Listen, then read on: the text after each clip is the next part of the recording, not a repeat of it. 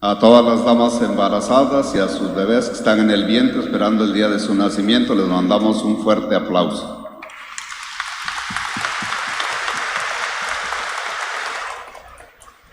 A los niños y niñas que nos acompañan aquí en la catedral o en sus hogares participando de la Santa Eucaristía, también les mandamos un fuerte aplauso.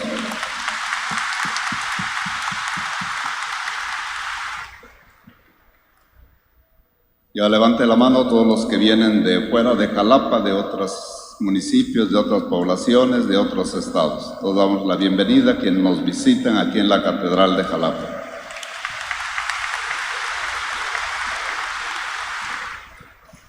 Ya levante la mano los que viven aquí en Jalapa, sean aquí nacidos o adoptados.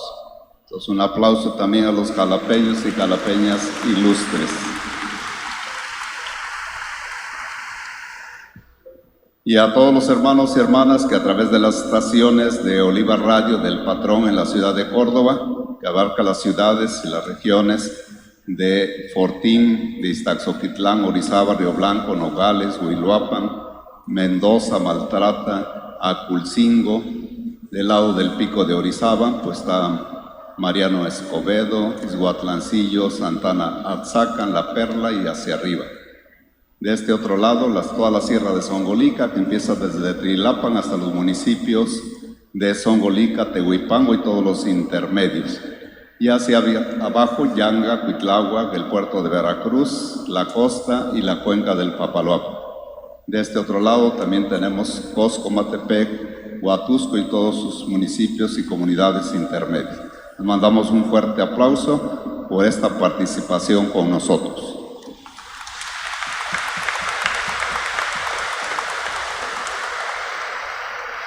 Y aquí en Jalapa tenemos Radio Sensación, que abarca la zona del cofre de Perote, desde Coatepec hasta Yagualulco, de este otro lado, desde Banderilla, Las Vigas, Perote, Alto Tonga, Villaldama, para abajo Gilotepec, Naulinco, la Sierra de Misantla, los municipios intermedios, hacia abajo Actopan, llega hasta la costa, Mozongoa, Palmasola, Vega de Alatorre.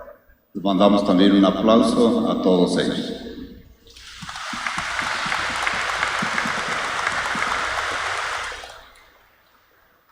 Ya levante la mano los que ya fueron a votar. Enseñen su dedo. Bien, pues un aplauso a todos los que ya fueron a votar ahí en las casillas correspondientes.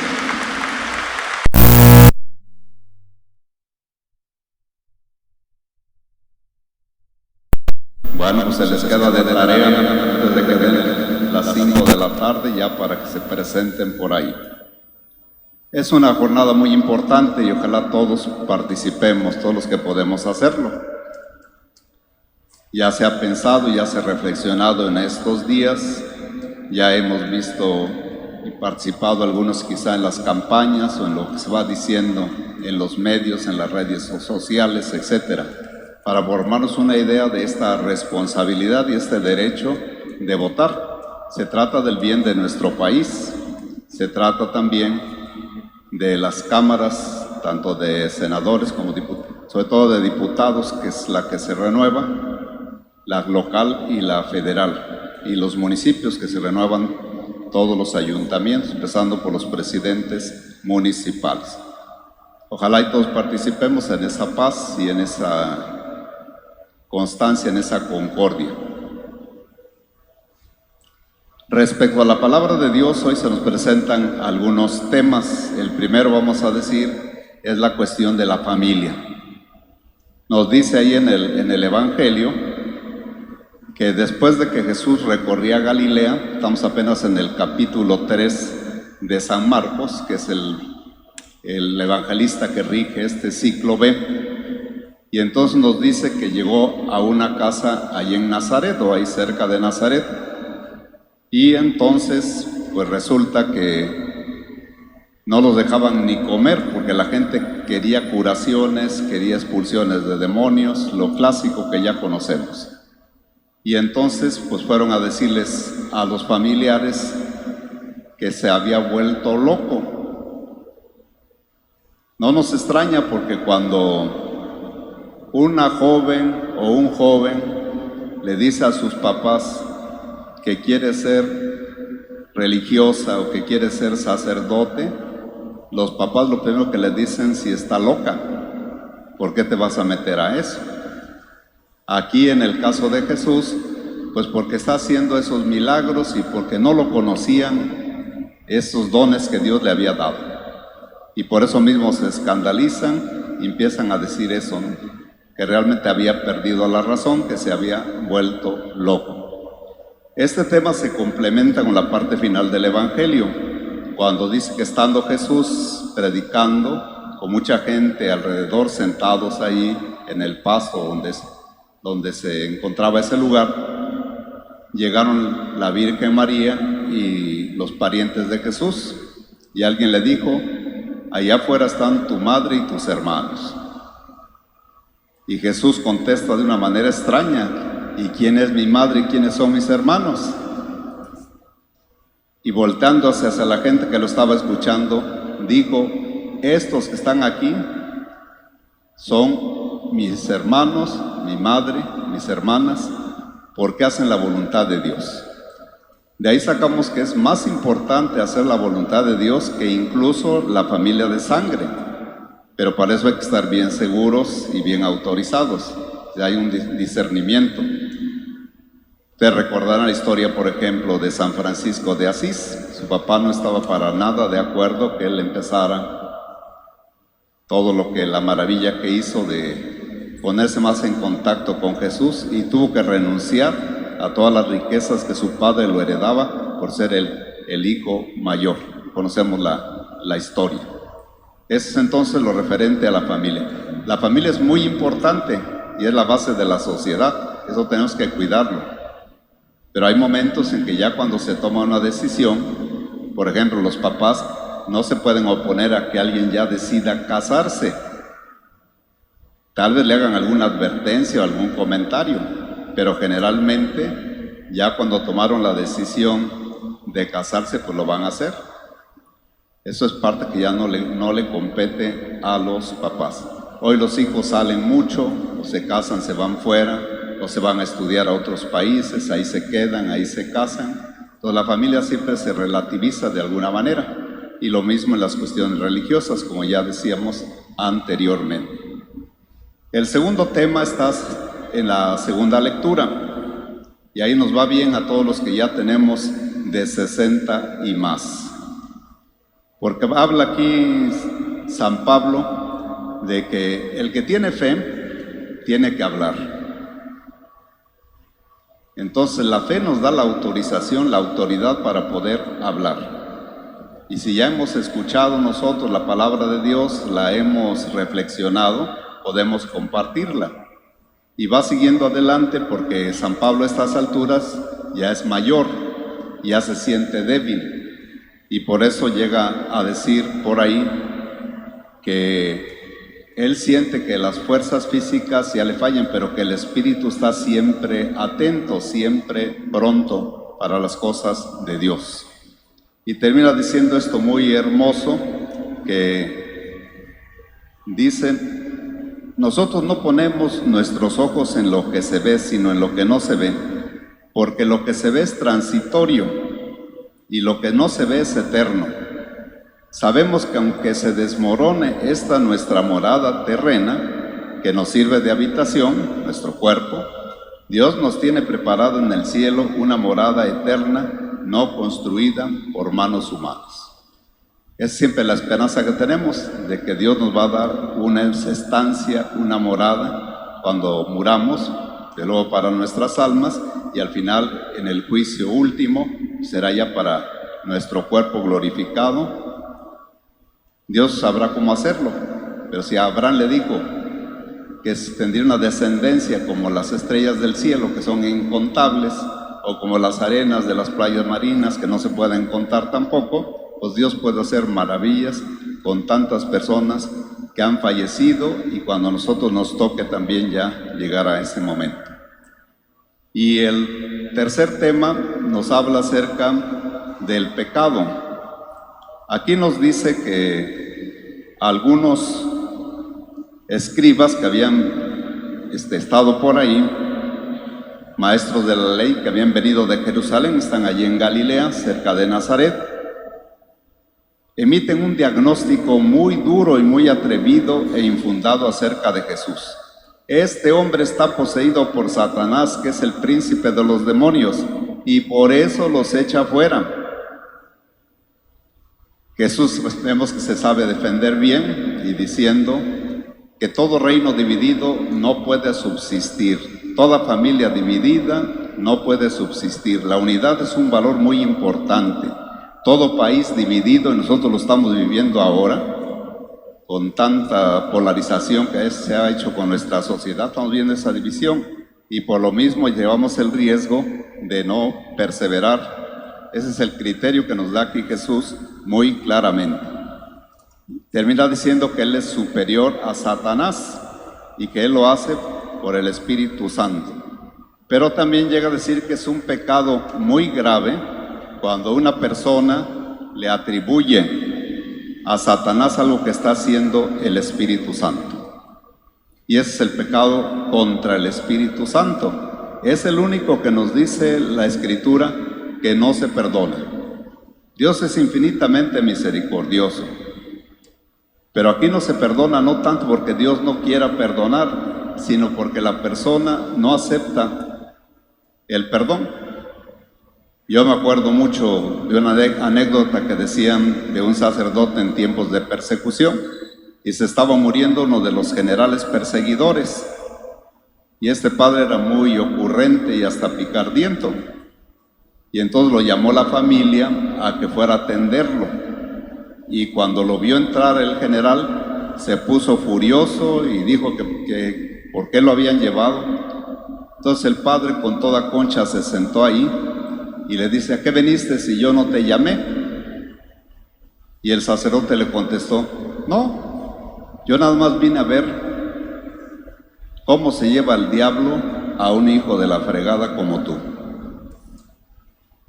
Y se confesó después de eso, para que vean como la gracia.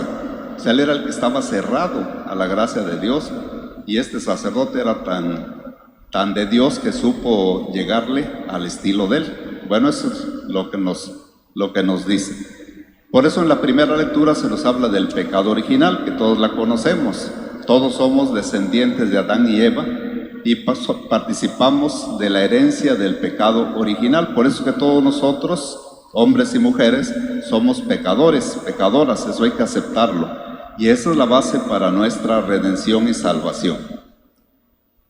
Después vienen los pecados personales, que cada uno de nosotros tenemos muchísimos, que por eso vamos a confesarnos o nos arrepentimos de nuestros pecados y le pedimos perdón a Dios. Entonces todo el tema del pecado, pero esto de lo más grave que es el pecado contra el Espíritu Santo. Vamos a concluir con el siguiente cuentito que se llama Poniendo obstáculos. Dice así: el pequeño Ángel asistía constantemente a la misa dominical. Le gustaba escuchar los comentarios y las explicaciones del padre Javier. En cierta ocasión, las palabras del Evangelio le causaron inquietud. El texto dominical mencionaba el momento en que Jesús dijo: el que blasfeme contra el Espíritu Santo nunca tendrá perdón. Ángel no podía comprender aquellas palabras porque creía que Dios ofrecía siempre el perdón. Afortunadamente, el padre Javier permitía que los niños hicieran preguntas para responder a sus inquietudes. Ángel aprovechó la ocasión, levantó la mano y dijo: Padre, estoy muy confundido. Usted nos ha enseñado que Jesús quiere que perdonemos hasta 7 veces 7, es decir, siempre. E incluso quiere que amemos y perdonemos a nuestros enemigos. Entonces, ¿por qué hay un pecado que no tiene perdón? El sacerdote Javier comprendió aquella inquietud y comenzó su explicación. Mira, Esas palabras pueden extrañarnos porque Jesús siempre nos presentó a Dios como un Padre amoroso que perdona. Sin embargo, no hay contradicción en sus palabras. Les voy a explicar el sentido del Evangelio de hoy. Ángel volvió a levantar la mano y dijo: Padre, sería mejor si nos pone algún ejemplo. Todos los niños estuvieron de acuerdo y el padre Javier les dijo: imaginen que una persona no sabe nadar y decide cruzar el río. Él piensa que podrá hacerlo sin ningún problema, pero sin saberlo, camina hacia un lugar muy profundo. De pronto, al sentir que se hunde, comienza a mover los brazos para mantenerse a flote. Quienes observan la situación deciden ayudarlo y lo hacen en muchas formas. El sacerdote detuvo su narración y le preguntó a los niños: ¿de qué manera podrían ayudar ustedes a ese hombre en peligro?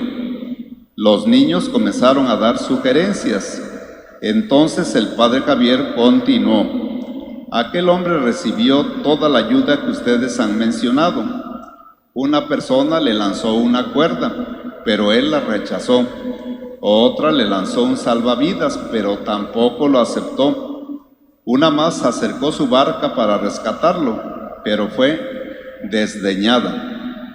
Finalmente un hombre se lanzó al agua para salvarlo, pero el hombre en peligro no quiso sujetarse ni confiar en él. El pequeño ángel preguntó: ¿y por qué hacía eso si estaba en peligro? El sacerdote contestó: aquel hombre pensó que podía salvarse solo. Su soberbia le hizo despreciar todo tipo de ayuda y lamentablemente terminó ahogado. El padre les preguntó a los niños: ¿ustedes qué mensaje encuentran en esta historia? Ángel respondió con rapidez: que no se puede auxiliar a quien desprecia la ayuda. Otro niño comentó: que no debemos poner obstáculos cuando alguien quiere ayudarnos. Y otro más opinó: hay ocasiones en que no podemos salvarnos solos. El sacerdote Javier aplaudió las tres respuestas y continuó con su lección. Y les dijo: Dios ama a todos y quiere ayudarnos a encontrar el camino de salvación. Nos enseña su palabra para que aprendamos a distinguir entre el bien y el mal. Nos enseña los mandamientos y las obras de misericordia para que nuestras obras nos lleven por buen camino. Y también nos santifica con los sacramentos. Mediante la reconciliación nos brinda el perdón. Con la Eucaristía nos alimenta y fortalece en nuestro espíritu. Y sobre todo, nos ofrece la salvación a través de Jesucristo. Sin embargo, Dios no puede obligarnos a aceptar su ayuda ni su amor. El pecado contra el Espíritu Santo es rechazar la ayuda de Dios. Ángel tomó la palabra y concluyó: ahora sí ya comprendí, Padre. El Espíritu Santo es la fuerza y ayuda que Dios nos brinda para llegar a nuestra meta. No es que Dios niegue la salvación a algunos, sino que ellos, por soberbia, deciden rechazar su amor, su ayuda y su perdón.